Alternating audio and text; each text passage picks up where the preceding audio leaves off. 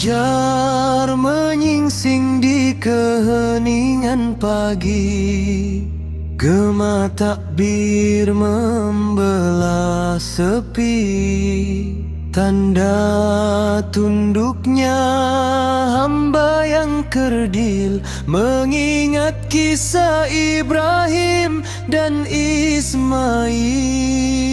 Bukan sekadar darah dan daging yang beralir, tetapi takwa yang jujur menitis.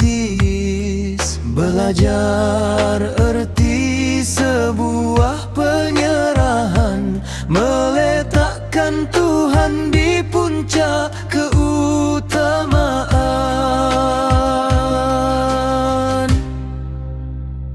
Aidilada hari yang mulia, saat cinta diuji maknanya.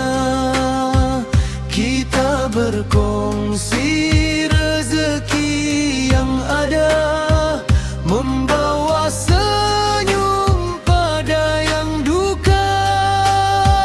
Aidilada lambang kesyukuran atas nikmat sebuah pengorbanan.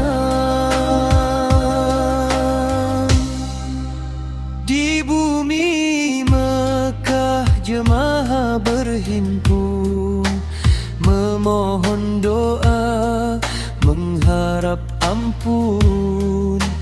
Kita di sini hulurkan tangan, rapatkan saf, eratkan persaudaraan.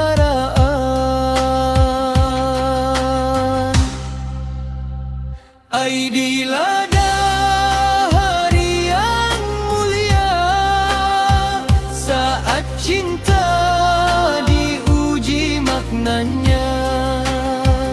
Kita berkongsi